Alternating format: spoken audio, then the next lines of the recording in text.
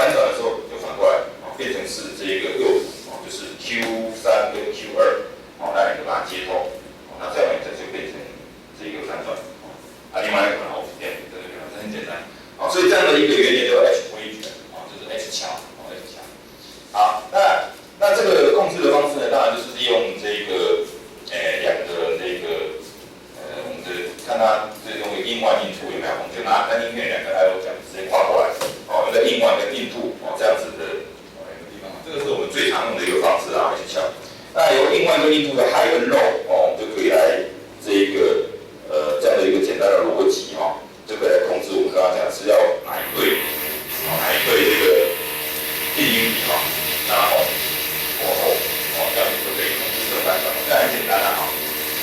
这是基本我们在学校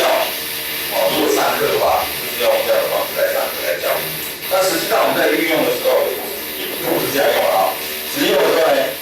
工业上或者是我们在做专题的时候到大学的专题的时候，那通常原理就这样讲而已原理就讲很简单。但实际在用的时候呢，我就拿一颗 H-bridge 的 IC 来用，比如说你看13-225，13-225这个 HP671D 这个，那这个就是一个标准的一个H-bridge 的 IC 那这种 bridge IC 有长很多种那我们就用这样子的一个方式一样，它已经它用墨水的方式模拟4个电路体联邦合作所以呢，我们就直接用这个 H-bridge 的这个 IC 来做所以各位可以看到，是在我们这个材料这个实验版里面它应该是这样做的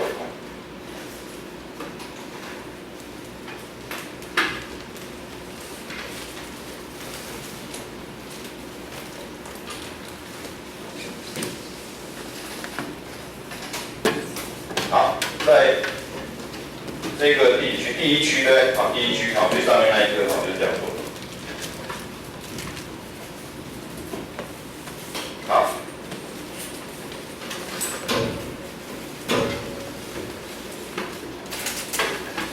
那这样子呢，我们就以这样的一个方式各位看到第13至4页13至4页的。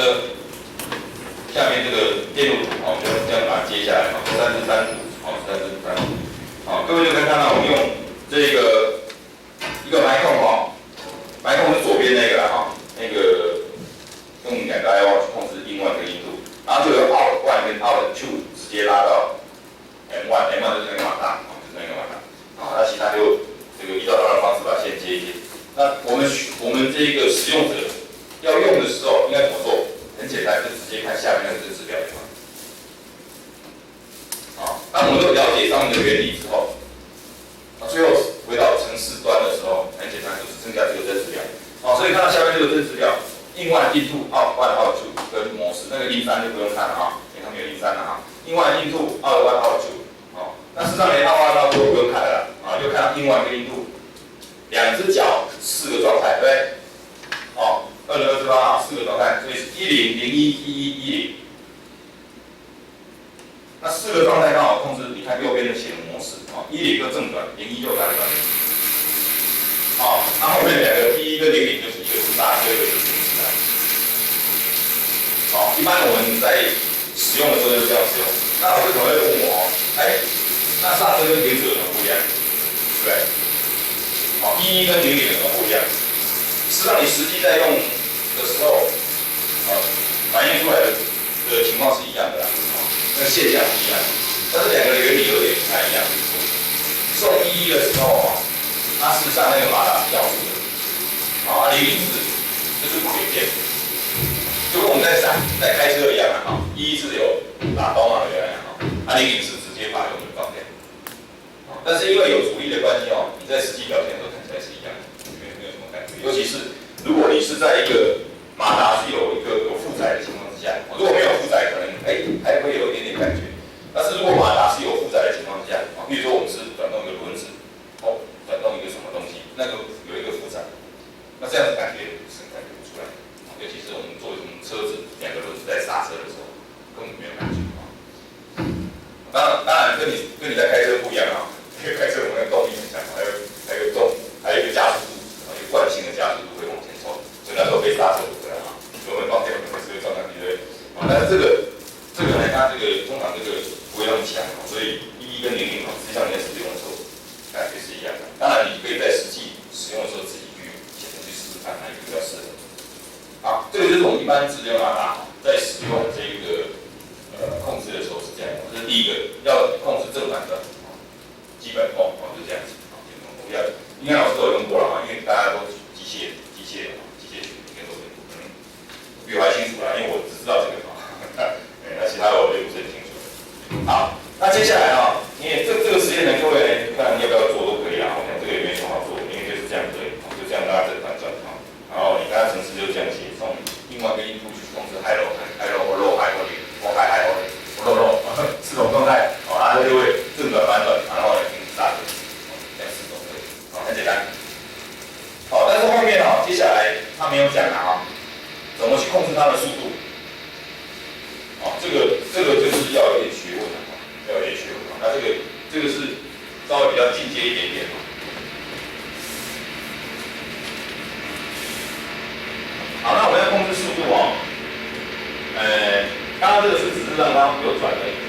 要控制速度，以直流马达来看，我要控制速度的话怎么办？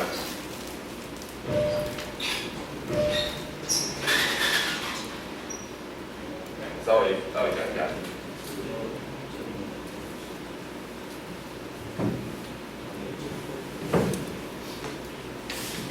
我想在座因为很多老师也会啦，只是说班红比较少用。好，那其实原理也很简单。让大家看一下。来，我看电影。好。这个时间感比较。对。很大。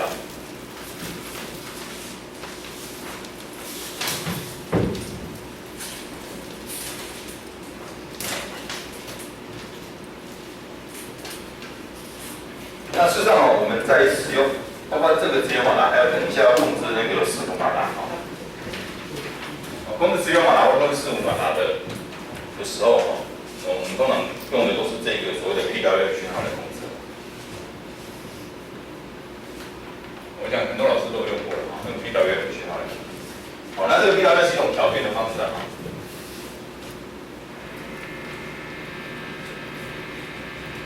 First with configuration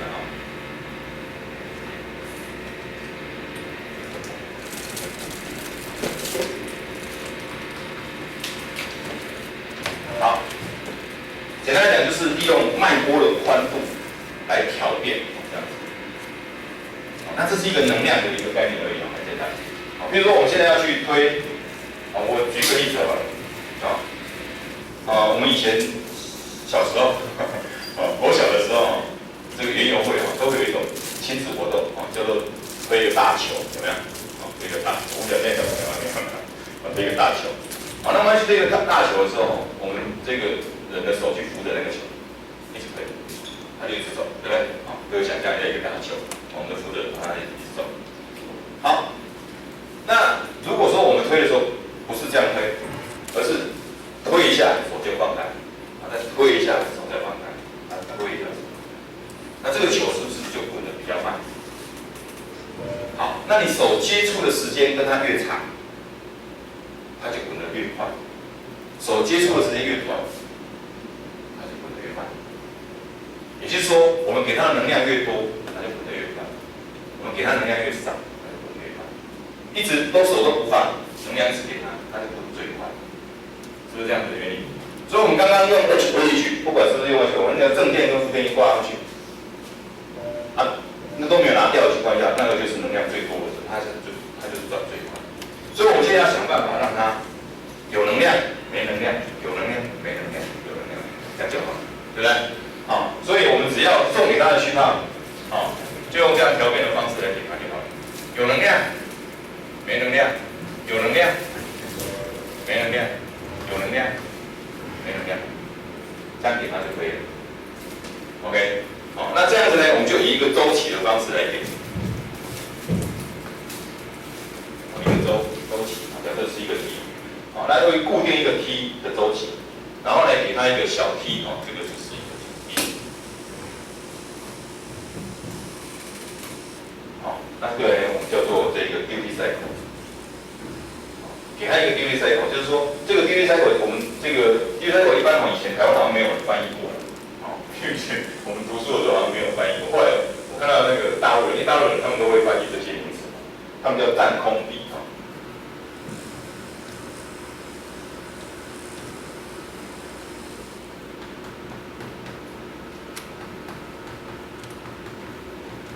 所以说我们现在要翻成中文也就把它翻成占空，就是说。这个比例是多少？由这占空比来控制它的速度。比如说你占空比是 duty cycle 是50%，那么呢理论上来讲，它的速度应该就是一半，就是跟你全能量的情况下是一半。那你的 duty cycle 如果是25%，那基本上你的速度就是原来全速的4分之一。所以呢，我们就利用，那各位要注意一下这个讯号要一直送一个周期一个 T 一个 T 要继续。比如说我们从刚刚是红2根这个硬1跟硬2嘛，假设我们硬1硬2这个送出去那我们就要我们所写程式的时候，比如说你送我们刚刚那个正值表有没有？比如说我们正值表是送1连正转另外一度，另外这个印度，我们是这种10嘛，那在这个 T1 的这个时候跟这个 T2 的时候，T1 的时候，比如说我们这个是送110，那我们等一下呢，在 T2 的时候我们就要送，比如说我们要让它刹车，要送110，那这边又送110，这边送110，送110，这样了解吗？那么呢，你控制这个 T1 跟 T2 的比例T1比 T2，比如说你用1比1，那你的 duty cycle 就是50%，那你速度就变100，要知道为什么？所以我们写程式的时候，就写出一个送110跟一个送110的2个小段，然后呢，用一个 per 那个 pos delay 啦，这个其实用 delay 用 delay 那个时间去控制它的 duty cycle，两个 delay 的时间如果是相同，那各位注意一下如果是相同，那就是50%，但注意一下这个 T 不能太大，这个 T 不要太大，太大会有什么状况？顿因为你这个 T 会说我每1秒才送一次，那太夸张了，会很夸张，不smooth，不平滑，不平稳，你看顿，各位都可以感觉到，所以你在送的时候，这个 T 让它这个大 T 大周期让它小一点，越小越稳，但是你的越小代表频率越快，你这样转换的频率越快，那越耗电，对不对？会比较耗电的这样子，因为那个模式会在会比较耗电。但是呢，你就是去出来一下，觉得这样子，觉得你感觉人已经感觉不出来，这样可以了。好，那这个是我们一般在控制这个直流马达的速度的时候使用这样的方式。我晓得这样大家懂不懂我的意思啊？应该可以了。好，那这个实验我们就不做了，因为这个稍微有点耗时间了稍微你要写，因为没有现成的翻译程式各位要去写。当然听起来有点很简单，但是你要去写的时候可能会耗一点时间，可能要耗半个小时以上，所以这个程式我就不写，知道它的原理就可以。我想这样讲大家应该知道我的意思了。好，这个就是我们一般用这个 PWM 讯号来控制直流马达速度的方式。所以控制直流马达的课程有两点要注意，是如果用 H bridge 来控制它的正反转，第一个如果用 PWM 讯号来控制它的速度。就这2点而已好，那这个是第一个跟各位补充的好，第二个这样我们13章又讲完了。我们来看第14章。第10章是 servo motor， 就是所谓的4伏马达。好，那4伏马达跟直流马达有什么不一样？刚刚我们在控制直流马达的时候，各位不晓得还有没有觉得有一个问题，就是我怎么去控制它的位置？这个又更进阶一点，直流马达基本上是没有办法控制它的位置，但是呢，可以知道它的转速。那我又回来看直流马达13章直流马达的转速要怎么知道？通常要加一个encoder，通常是在马达旁边加一个encoder，就是最简单就是做一个光闸，就是在马达的这一个轴心那边有一圈的光闸。那光闸上面有一个洞或者2个洞，或者 N 个洞这样子。那么它在转的时候，我们透过一个红外线，这个穿透过去，那我们从另外一端有一个接收。那么它在转的时候，我们就可以知道它有多少个脉搏，多少个 burst， 会往比如说昨天那种红外线感测器，对不对？它就会透过那个光闸，我们就可以知道它是往的一个状态。那这样子呢，就可以算出马达的转速那这是利用一个 encoder 的方式好，但是呢，这样毕竟麻烦，对不对它只知道转速，那你要控制它的位置，又没办法控制，这是一个最大的一个缺点。所以呢，就会有这种4伏马达。那4伏马达最大的好处就是怎样？我可以控制它的位置，那所以呢，4伏马达呢，它事实上你买来的时候，它事实上里面它是变成一个黑盒子各位看到第14至2页应该直接先看到14至3页14至3页的右下方那一个那这个是一个4伏马达我们现场刚好都没有样品啊。那昨天各位我在表演那个人形机器人那一支的时候，上面都用这种4五马达，那种就用这种4五马达。那这种4五马达拿来的时候，你看这个14支3图14支3图，你可以看到呢，它就是一个黑黑的，当然不一定啊，有的是做蓝色的，有的是做黄色的，不一定。那主要是一个塑胶盒，那这个塑胶盒呢，它是拉出3条线出来，你看它有一个排线拉出来。那这排线上呢，通常就是3条线的，3条线。那3条线里面呢，会有2条是电源线，就是正跟负，通常就是红跟黑蓝，红跟黑负那另外1条就是所谓的讯号线，第3条就是所谓的讯号。当然顺序我记得好像是讯号线应该在中间的，好，那反正就是有1条是讯号线。那这条讯号线呢，就是我们要去控制那个4五马达的讯号线，就是我们单一要送讯号出来的那条讯号线。也就是说，你那2条正负应该是没有问题的，我们拉去放在任何一个地方都没有问题。但是各位注意一下4五马达的电压每一家规格不太一样各位要注意一下，从6伏到10几伏到30几伏都有所以你必须要知道它的规格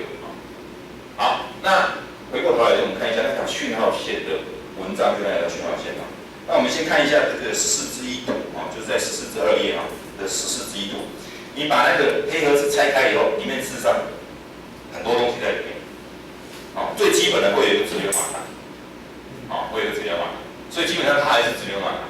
只是呢，它又加了什么？它加最主要是有一个控制电路模组了。那这个控制电路模组主要是要控制它的，它事实上里面是在控制所谓的做一个 PID 控制，做一个 PID 的控制，就是去控制它的这个精准的一个位置那为了要调它的这个精准度那会加一个可变电阻那有的伺服器它会把那个可变电阻留一个孔出来让你可调那有些就没有留了有些没有留。好，那再来呢，就是里面会有所谓的减速齿轮比如说直流马达呢，它透过减速齿轮减速之后，然后会有一个轴柄就是有一个轴柄有一个轴，然后转轴出来，然后接到我们的舵盘这样子那这个就是一个伺服器的一个状态那各位在买的时候会注意到，就是说这个减速齿轮有分这个塑胶齿轮跟金属齿轮当然想当然了，金属齿轮比较贵那也就是说，那我当然就买塑胶齿轮就好了，秀了但是塑胶齿轮会有一个问题就是怎么样会崩牙你如果在转的时候受到阻力，马上就断掉就飞走了那这个4五马达有便宜的也有贵的那过去我们在使用就是昨天各位看到那个机器人那个跳舞那个红色的那个机器人那一颗1000块市价1000块所以大概1000块左右就很好用金属齿轮那塑胶齿轮大概就几百块大概400块到600块之间你说有没有更便宜的有我之前去大陆展览的时候我在修机器人然后大陆的大学老师在看他们就那个叫舵机我们那个4五马达他们叫舵机你用舵机一个多少钱这样子我就算成大概200块左右200块左右人民币这么贵我说那老师你用多少10块人民币涨高人民币10块台币50块哇，老师，你这样用这个不是常烧掉？对啊，常烧掉。就丢掉就好了。对外来看什么烧掉是正常所以有便宜的，也有贵的那塑胶齿轮就是怎样，容易崩牙。那金属齿轮当然不会崩牙，我用金属的当然不会崩，但是它怎样？它就会冒烟，对不对？你不让它崩牙，它就冒烟了，对不对？所以你给它挡住了，它硬要转过去，最后它烧掉，烧给你看。那2个你觉得哪一个比较好？我觉得，不要崩牙比较好，因为崩牙马上啪就不见了，根本来不及。但是你如果说烧掉不会马上烧掉了，你卡住你自己知道，不要让它卡住掉，因为卡住啪啪啪的时候你已经知道，到时候赶快拿掉它也不会烧掉。它烧掉是因为它整个温度一直往上升，它才会烧掉。所以还来得及。所以这个一般，所以最后我们做机器人最后都用金属，好 ，OK。好，那我们在讲说，那这2个4五马达跟直流马达，除了可以控制位置之外，因为它有个 PID 控制芯片，所以可以控制位置。除除了可以控制位置之外，它还有什么大的区别？我想这个大家是机械学课比我还清楚啦。据我的所知事物马达它们通常扭力会比较大。同样的这个CP 值来看应该同样的这个价格还有同样的东西来看，应该是我们在使用的事物马达的这个它的扭力会比较大一点，因为它通过这种减速齿轮所以它扭力会比较大一点所以我们在用机器人的时候因为这个原因，我们都用事物马达来做。好，那我们在使用这个事物马达的时候，通常有两种规格我们在做机器人的时候会有两种规格，一种呢是这个转动的范围是180度的，就这样子而已。假设我这是舵盘，就这样子180度。一种呢是360度，这样一直走。好，那这两种呢，它的控制方式有点不太一样。各位要注意180度的是可以控制它的位置，但是360度的呢，基本上也不能控制它的位置，它只能控制它的转速。控制它的转速，这样子，正转或反转的转速。好，那我现在我就讲一个讲180度的控制方式。那180度的控制方式通常是用 PWM 的方式来做控制。两个都是360度跟180度用 PWM， 但是呢180度的它是用 PWM 来控制它的位置，360度呢是用 PWM 来控制它的速度，是这样子的。好，那怎么去控制它的位置那这个就有一些规格那我讲一下，快了，好。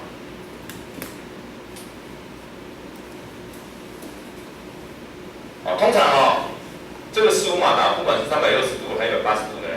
它通常要求你给的这一个周期通常是大概20个毫秒左右，20个 millisecond，就是你要一直送这个20 millisecond 的一个周期的一个PWM，然后呢，由我们这个 duty cycle 这个宽度这个 burst 的位置，这个宽度来决定它的位置我现在讲180度，由这一个 T 值来决定它的位置。当 T1 等于把1.5个 millisecond 的时候，它会伺服器会转在正中央的位置，那个舵盘会转在正中央的位置。那如果说是T1 等于1500、2500、2.5，一个是0.5。这个是转在这里2500，左右有没有到？左右有没有到上？一个是在最右边，一个在最左边。一个是这个，不知道这边有没有写？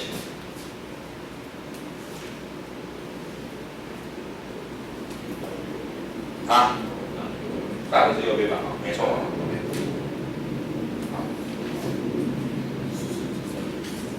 4支14至3页，14至3页，对，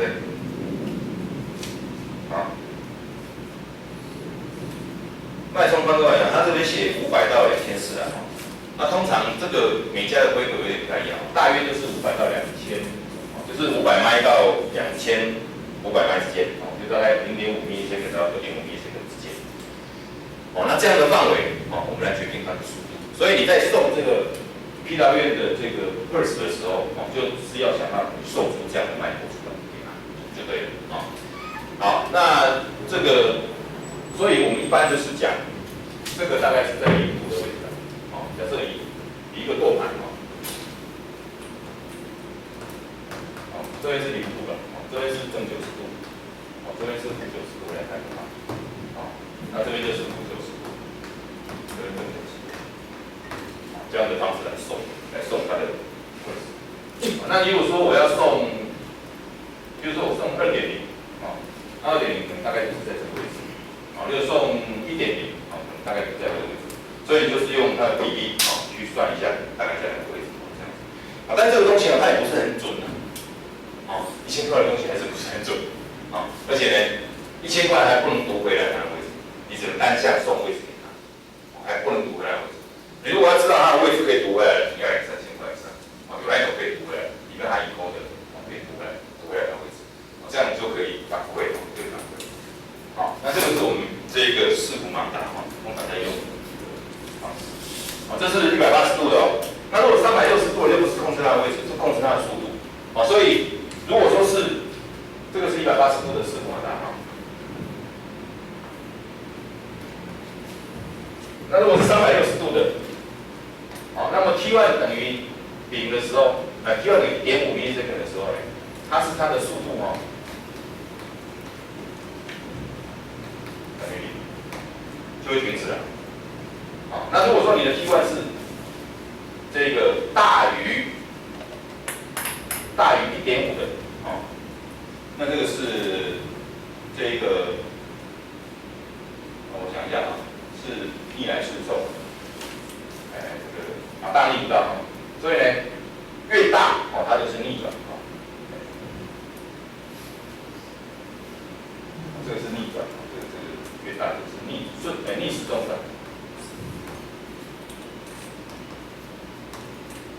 逆时钟转，那这个是顺时钟转，会顺时钟转，越大的它会逆时钟转。逆时钟是这样子，那越小的会顺时钟转，而且越远离1.5 ms 转越快，越靠近1.5 ms 转越慢，等于1.5的时候速度就等于0。它的原理，它的这个整个规则它的规则是这样。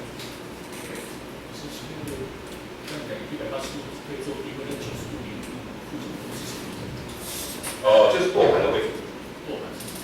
就是我们那个转轴出来有没有？就那转轴它转的位置了，它只能转这个180度的范围。当你出来，一般我们是接一个舵盘它转的范围就是这样子，就是咻这样转，不会这样子转过去。所以不是用在车轮上面。不是用车轮，车轮就要用360度的。OK， 那我们的做机器人做机械手臂通常就是用180度。因为你如果做机械手臂跟做机器人，如果你用360度就惨了开始转，那就惨了那个就不行，那就180度。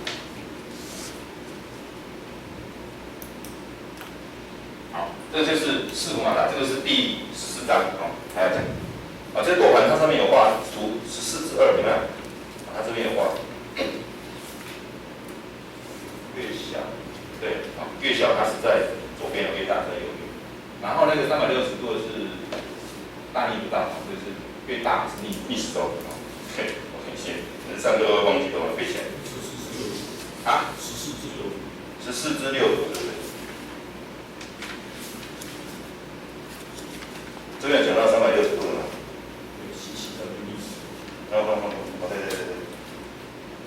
对，这边都有画。这个施老师很用心，都有写。7/1是这个逆时钟所以它的这个 period 有没有20 millisecond 然后从1.7到2.0这是大的时候是逆时钟，然后0.7到1.0的时候是顺时钟。它有写14页下面有没有？等于1.5的时候呢是属于静止的状态，小于的时候是顺时钟，大于1.5的时候是逆时钟。所以越远离1.5它就转越快，就这样可以。所以它这边有说明14/4页下面。它这本是新的它有补充这些资料了。那这个因为这个材料包里面也没有，如果回去各位老师如果要玩这个可以去，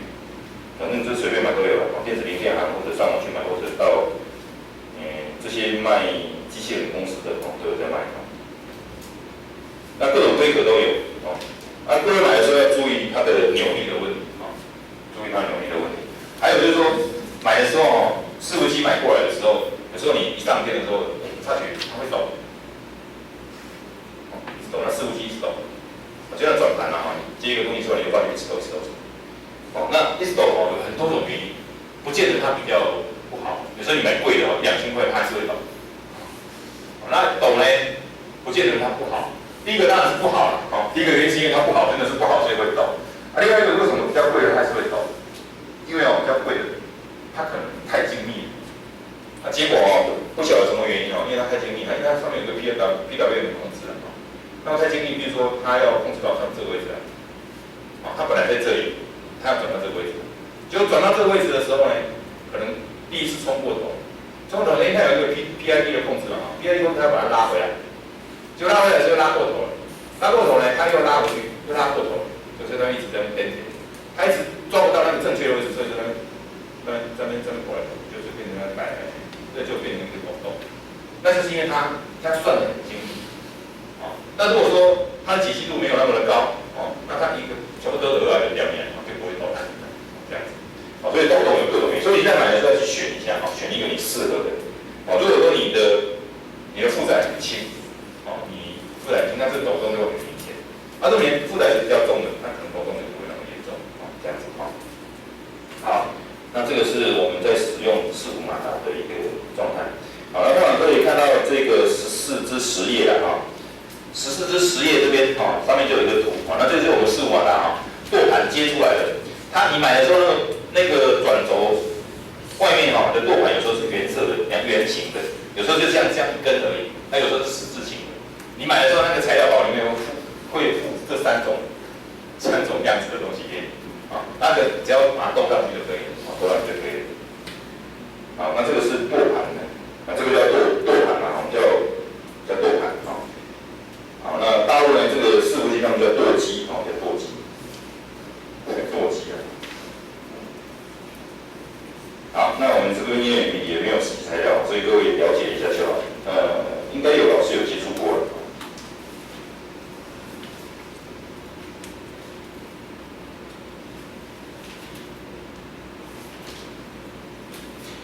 好，所以呢，各位就会知道如果说我们要去控制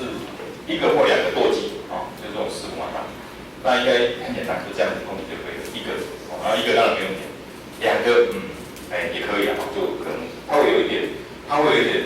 相对的误差而已，2个如果你用2个 I/O 去控制，可能会有点相对的误差。那如果3个相对越来越误差就越大，对，4个、5个、6个、7个、8个，那我们机器人一做，如果这样手臂至少要大概有5个自由度以上。那如果是做人形的机器人，至少要有8个自由度以上。那这么多的4伏机每一个都有相对差做起来，到时候你写程式的时候就很累了，就很累了。所以如果你是用，而且你要去控制它的时间，我们控制它的第一个要控制2个一个是控制大 T， 对不对？这个周期。第二个你要控制小 T， 就是这个 duty cycle， 这个占空力。所以你为了要控制这些时间，所以你必须要有一个时间的，我们叫 timer block， 你要去算好这个时间。用单晶片就已经很难写了那各位都知道，我们用 Arduino 上面并没有 timer 的这个 resource， 就是它的Atmel 的单晶片虽然有提供 timer 这样的一个 resource 给你用，可是你用到这种 Arduino 或者用到昨天讲立基干慢电脑的时候，它事实上这个 resource 已经没有开放给你用，你顶多只能用 delay 这种指令去拖那个时间而已。但是你用 delay 去拖那个时间，这是能气坏掉的。我们如果用 delay 去拖那个时间事实上是不准的，那个是不准，会有问题好，所以呢，通常如果用单晶片会用我们说这种叫做单板电脑的控制板来控制的时候，要控制4伏马达是很累的一件事情所以通常像立基他们的做法就是另外写一个 driver 的 module， 就是4伏马达的驱动模组。那由高干的工程师来做这件事情，把它做好。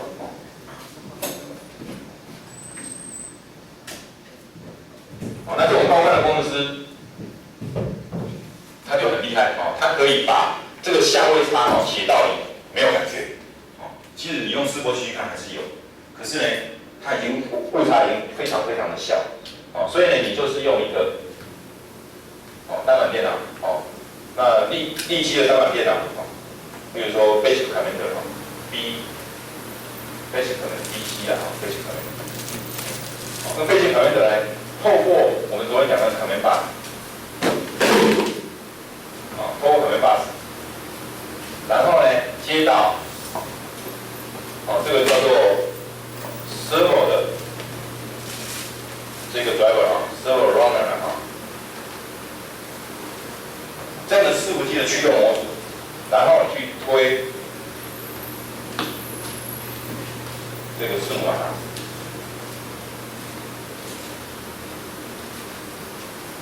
好，那这样的方式呢，这里就是一个，这里就是一个埋功能，这里就是一个埋功能。所以呢，高端的工程师已经把这个模组写好，你只要透过这个 command bus， 这个 bus 下指令过来给这个模组，它就可以去帮你推主源马达，而且这里有总共有，像是它有16个圈一次可以推16个数，一次可以推16个，所以你只要下指令给它，指令就像你昨天在下那些函数指令，只要是下一个指令，然后刮弧有没有？刮弧，然后你看要推第几号的马达，希望它用什么速度转到什么样的位置去，送3个参数，它就帮你过去，所以你就不需要再去做苦工这件事情。第一个是苦工，第二个根本就做不到。直接讲就是做不到，你也会做不到。那个大学教授说他也做不到，他顶多是一次推10个，再多就乱掉。因为我们在做机器人的时候，不只是要让它转而已，还要精准的控制它每一个马达的协调，该转的时候转，该不转的时候不转，速度跟位置。那这样子是一件很复杂的工程。这就是为什么台湾到目前为止还是没有其他厂商可以做出人形的机器人出来，就是因为这样，因为它没有做这样的事情。那个可能bus就是立即的转移，所以就是这样子，就卡住。好，这个是跟大家补充一下直流马达跟4-5马达我们在使用的时候呢有一些差异性。那这个180度呢，通常就是拿来做像这种需要控制位置控制位置的180度的。那360度呢，通常就是拿来做，因为它是360度，所以是拿来做轮型的轮型的车子。像刚刚老师讲，做轮型的车子，而且呢，它可以控制很精准的控制正反转开它的速度，就相对比刚刚用这个皮表面的方式控制直流马达相对简单多了，简单多了。好，而且它扭力也比较大。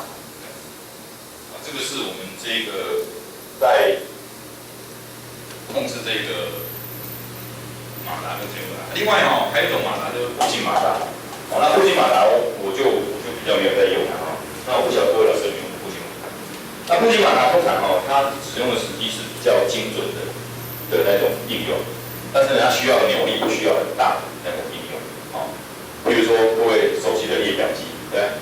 因为它要去印那个字所以它很精准，但它扭力不需要很大。那但是呢，所以这种步进马达就比较不适合来做那个手叠器机器人或者车子这种就比较不适合。你要做到有扭力比较大又精准的那一颗步进马达就很大颗好，这是我们在使用的通常在使用这个马达的一些状况这样呢，我们就把第14章也很快的把它带过去了今天这样可以把这本书讲来一下。我从来没有把这本书讲完过，至少我也从来没有把它看完过。好，最后有一个蓝牙第15章。好，那蓝牙最近都很流行很流行，尤其是手机风行之后，那我们现在所有的机器人的控制都要搭配蓝牙这样比较炫，这样比较炫因为你可以在那个手机上面写一个 app 听说要讲 app 不可以讲 app， 这样讲 app 台湾人在讲因为它叫 application， 所以讲 app 不能讲 app。那我们现在关系本来我们讲 app 那共同语言好，那这个 app 我们就写在手机端，写在手机端。然后呢，我们就透过蓝牙，因为我们手机都有蓝牙那现在有少部分人不是拿智慧型的现在还有少数人拿非智慧型手机所以呢，拿智慧手机的上面都有蓝牙。那这个蓝牙，所以呢，我们就可以在那个手机端写一个 app， 写一个 app。那通过这个 app， 我们可以去按，然后来就可以通过蓝牙把讯号送出来。送出来之后呢，我们就可以在我们的目标物，比如说你是机器人或者是一个自动控制系统。那么呢，在那一个目标物的那个地方呢，你就可以装一个蓝牙模组。各位看到第15至2页，好，15至2页，好，这个就是我们现在几乎统一的了，哦，我所看到的全台湾都用这一个了，啊，这种 HC05或06啊两种，05或06，好，那这种05或06呢，它就是这个最 popular 的一个蓝牙模组，而且非常的便宜，哦，便宜到你都怀疑它到底能不能用这样子，从100多块到几百块、500-600块都有，那你估计很怀疑啊。但这种哦，它就是